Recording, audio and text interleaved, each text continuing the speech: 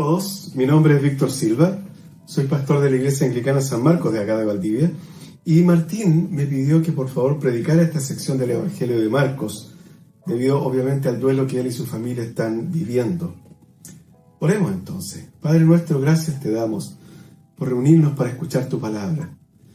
Te pedimos que ella sea la que nos guíe en nuestra vida, que ella sea el faro que alumbre nuestro camino. Te agradecemos, Señor, por la vida de Martín también. Te pedimos por él, para que tú lo bendigas. Y también te pido por mí esta mañana, para que pueda entregar tu mensaje de la mejor manera posible. Señor, que las meditaciones que he preparado sean de bendición para todos mis hermanos. Amén. A los humanos nos repugna la muerte. La rechazamos desde lo más profundo de nuestro ser, porque Dios nos hizo para la vida, ya que Él es vida. Rechazamos también la muerte porque nos arrebata y nos separa de aquellos de los que amamos.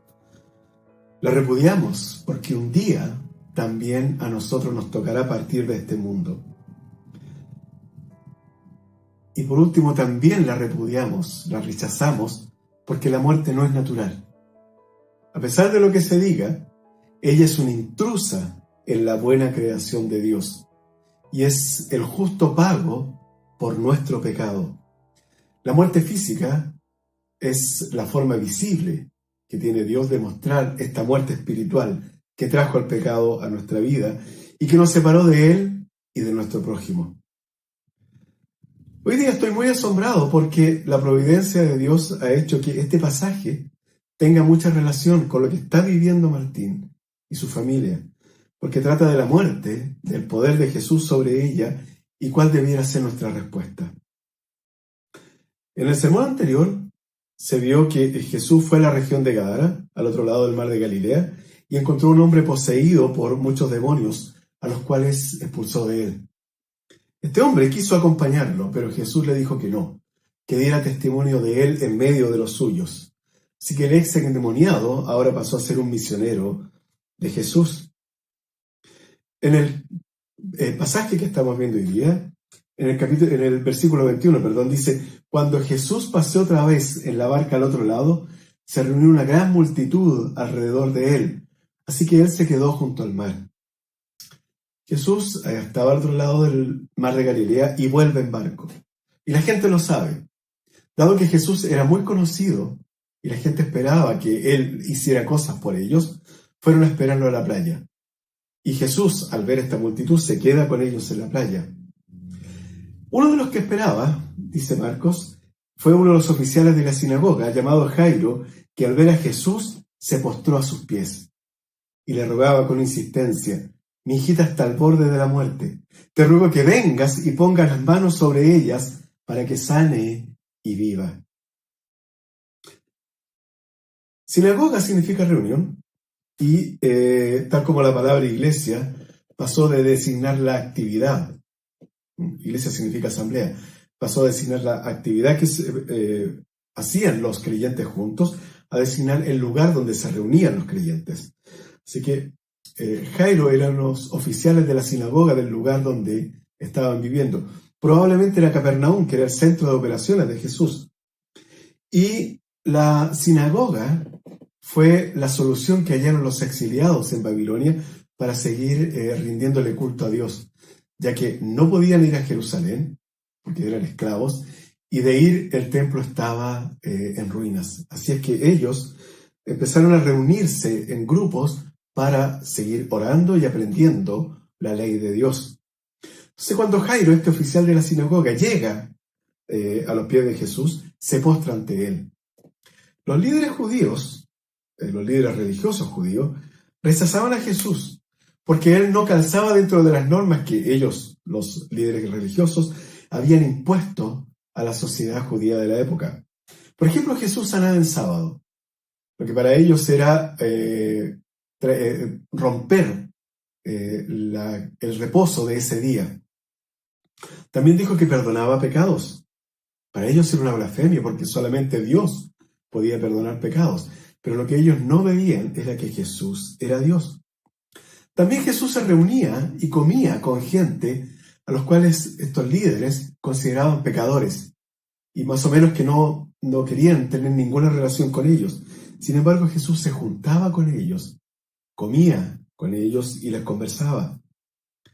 Jairo entonces, como oficial de la sinagoga, al llegar ante Jesús e inclinarse ante él, arriesga su puesto dentro de la comunidad. Pero él tenía fe en que Jesús podía sanar a su hija que estaba en peligro de muerte, y esa fe pudo más que su puesto o su reputación. Ahora, Jairo no sabía si Jesús sanaría a su hija, pero lo que sí sabía es que Jesús podía sanarla. Así que Jairo ejerce fe al encontrarse con Jesús. Jesús, en el versículo 24, dice, fue con él y una gran multitud lo seguía y oprimía. Había una mujer que padecía de flujo de sangre por 12 años. Había sufrido mucho a manos de muchos médicos y había gastado todo lo que tenía sin provecho alguno, sino que al contrario, había empeorado. Dentro de esta multitud que acompaña a Jairo y a Jesús, iba esta mujer que ya por 12 años sufría un flujo de sangre. ¿Cuál era el problema? Bueno, aparte de que el cuerpo se estaba debilitando, había un problema con el religioso. El flujo de sangre la hacía impura. En Levítico 15, versículos 19 al 20, dice lo siguiente. Cuando una mujer tenga flujo, si el flujo en su cuerpo es sangre, ella permanecerá en su impureza menstrual por 7 días, y cualquiera que la toque quedará inmundo hasta el atardecer. También todo aquello sobre lo que ella se acueste durante su impureza menstrual quedará inmundo, y todo aquello sobre lo que ella se siente quedará inmundo. Y en los versículos 25 al 27 dice, si una mujer tiene un flujo de sangre por muchos días, no en el periodo de su impureza menstrual, o si tiene un flujo después de ese periodo, todos los días de su flujo impuro, continuará como en los días de su impureza menstrual, es inmunda. Toda cama sobre la cual ella se acueste durante los días de su flujo será para ella como la cama durante su menstruación, y todo sobre lo que ella se siente quedará inmundo, como la impureza de su impureza menstrual. Cualquiera que toque esas cosas quedará inmundo. Lavará su ropa, se bañará en agua y quedará inmundo hasta el atardecer. Estamos hablando de impureza ceremonial. Esto le impedía a la mujer hacer su vida religiosa de forma normal, pero dado que en Israel la vida religiosa y la vida social eran una y sola, esta mujer estaba impedida de hacer una vida normal. Ahora, ¿por qué pasaba esto? En el Antiguo Testamento, los fluidos del cuerpo, la sangre, el semen o el líquido amniótico, hacían impuros a los israelitas. ¿Por qué? Ellos se relacionaban con el nacimiento y la muerte. Entonces, nosotros somos mortales y engendramos también personas mortales. Y dado que la muerte entró al mundo por causa del pecado, estos flujos les recordaban a ellos que el cuerpo está bajo la corrupción del pecado y no podían estar ante Dios por sí mismos. Así que por 12 años, esta mujer sufrió de aislamiento, sufrió de impureza ceremonial y estaba como muerta en vida. Sin embargo, Marco nos dice que ella tomó una determinación. Cuando ella oyó hablar de Jesús, llegó a él por detrás entre la multitud y tocó su manto, porque decía, si tan solo toco sus ropas, sanaré. Al instante la fuente de su sangre se secó y sintió en su cuerpo que estaba curada de su aflicción. Ella se atrevió a salir de su casa, a pesar de todos los tabús que había. Ella estaba segura que si tocaba a Jesús, ella podía quedar sana. Y cuando lo toca, el flujo de la sangre cesa, y ella sabe de inmediato que ha quedado curada. Esto obviamente es un potente milagro. Pero, ¿qué ocurrió?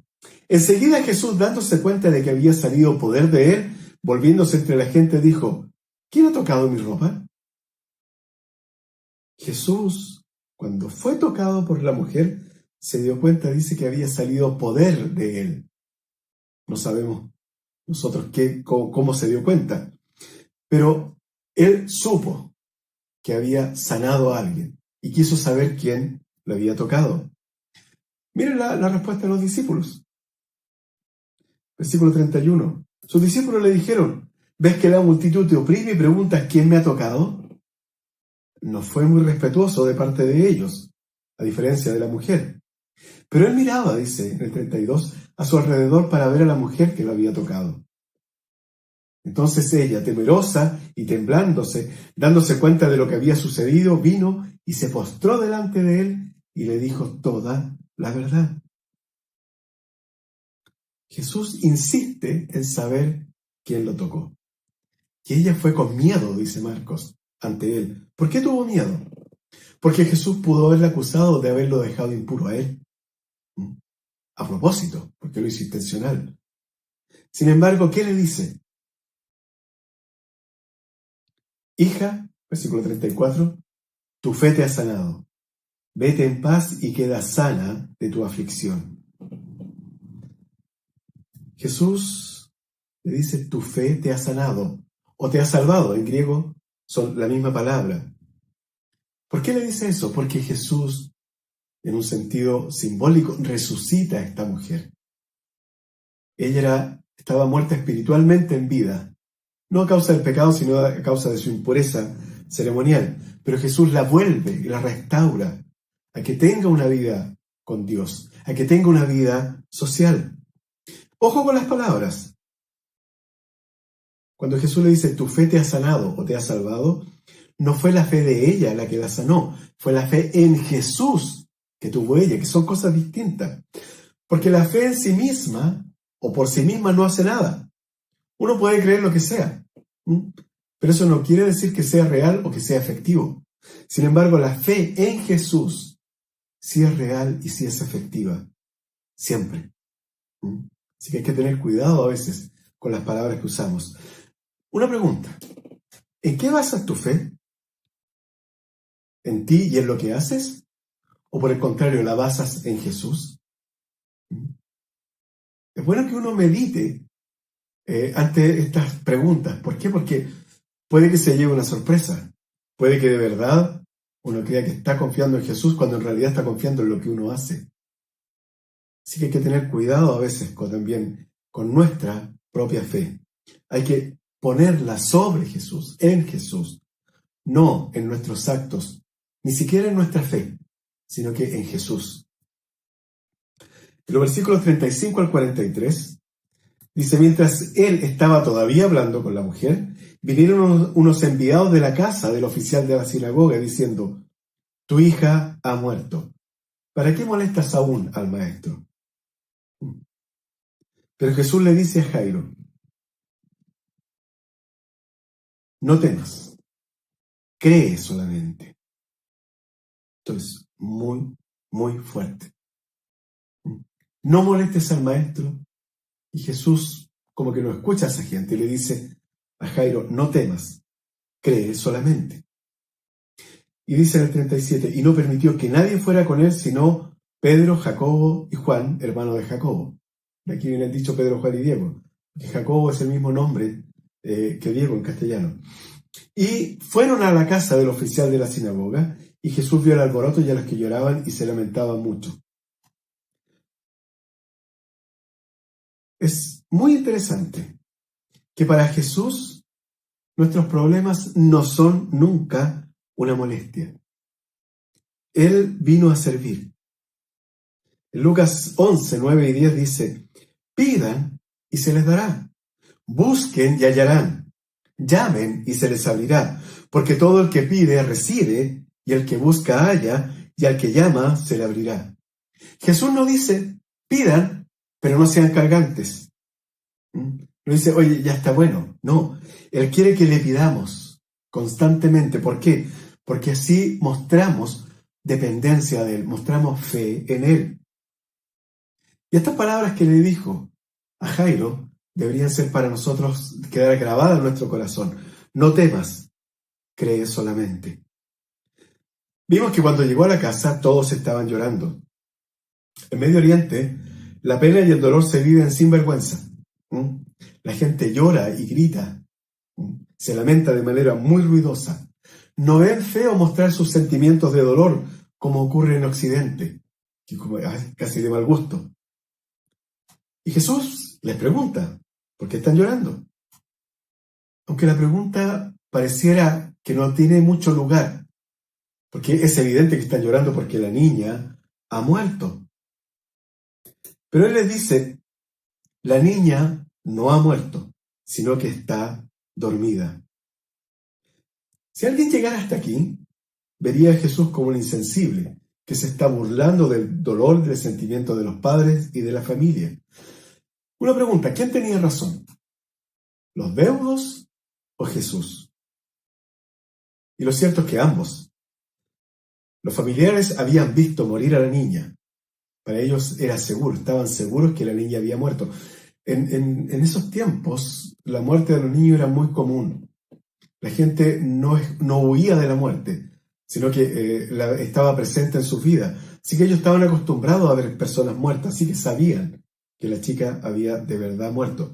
Sin embargo, Jesús también tenía razón, porque para él la muerte no es más grave que un sueño. Él es el Señor de la vida.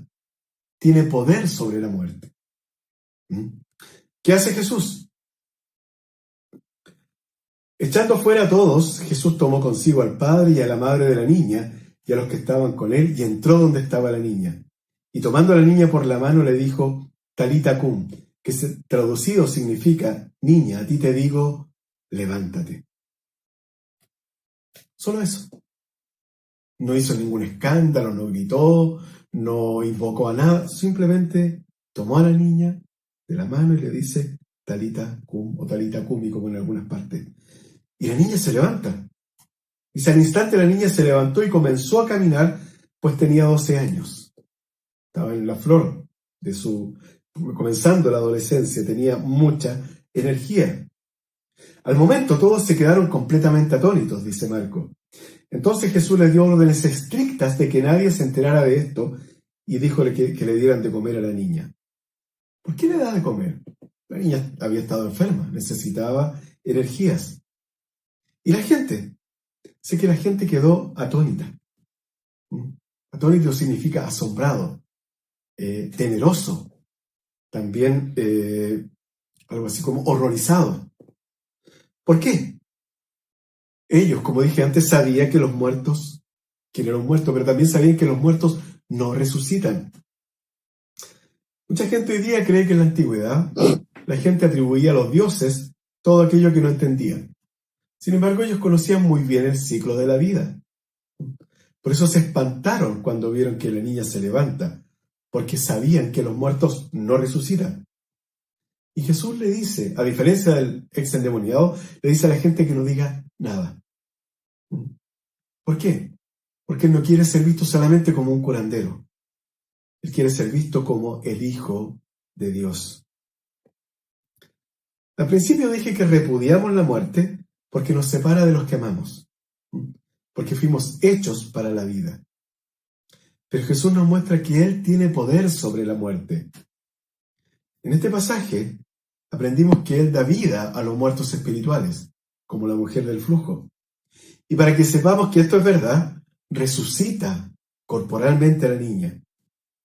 Jesús nos está diciendo, mira, un día tu vida se acabará, pero quien confía en mí tendrá vida, verdadera vida.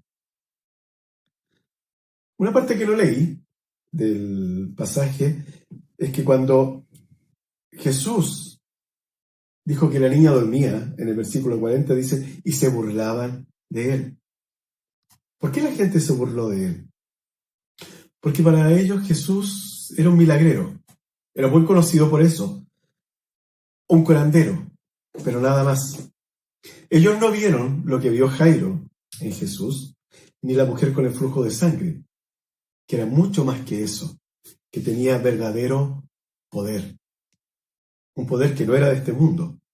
La gente no le creyó a Jesús cuando dijo que la niña dormía, porque no tenían fe en él.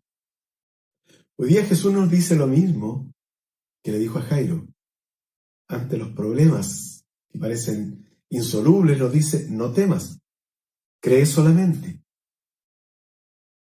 ¿En qué? ¿En quién? En Él, por supuesto. No hay nadie más en quien podamos poner nuestra fe y salir victoriosos. Nadie en todo el mundo nos puede ofrecer lo que Jesús nos ofrece. Vida, verdadera vida junto a Él.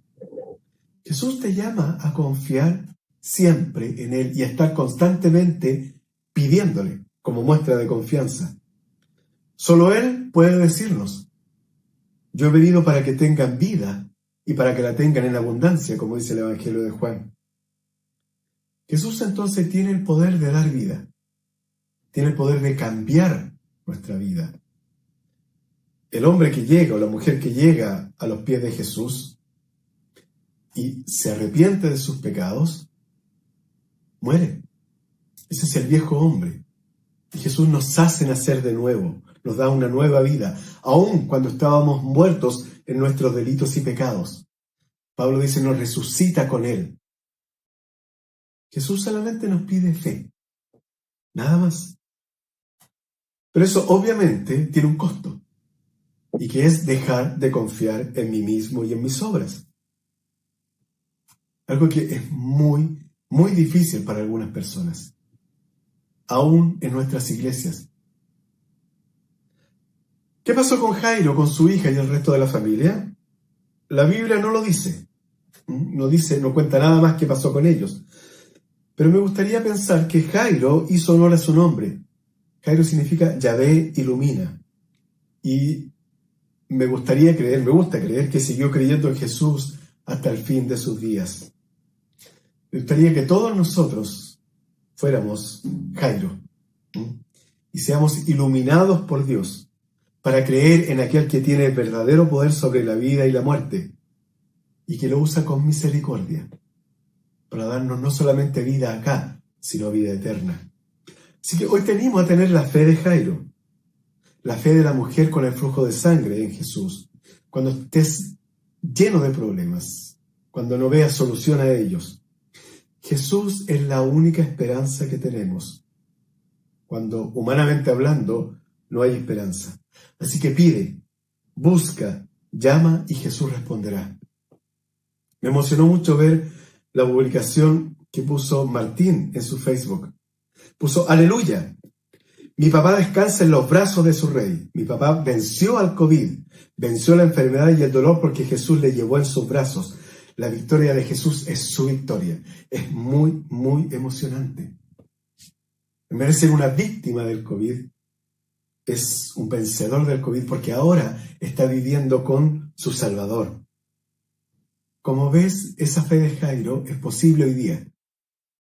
La muerte no ganó, Jesús ganó. Perdonen que me emocione un poco. Y don Buenaventura Flores está vivo en el reino de Dios. Aleluya, hermanos. Quiero terminar con las palabras de Jesús a Marta en el Evangelio de Juan. Cuando ella le dice, Señor, si hubieras estado aquí, mi hermano Lázaro no habría muerto. Jesús le contestó, yo soy la resurrección y la vida. El que cree en mí, aunque muera, vivirá.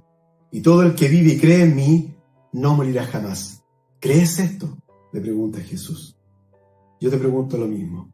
¿Crees esto? Oremos. Padre nuestro, gracias te damos por tu amor, tu bondad y tu misericordia.